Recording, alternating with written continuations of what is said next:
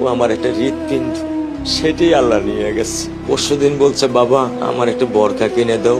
মোবাইলে আমার না হলে 500 ছবি আছে। আমি এখনো সাহস পাইনি আমার মেয়ের একটা ছবি বের করে দেখতে। আমার সে সাহস নাই।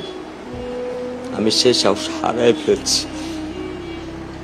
আমার স্যান্ডেলটা দেখেন 3 বছর পুরাতন ছেঁড়া, কিন্তু আমি আমার স্যান্ডেলটা পাল্টাই না, সেলাই করে নেই।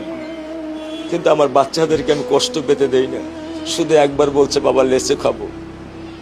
আমি 1 মিনিটও দেরি করিনি, 1 মিনিটও আমি দেরি করিনি।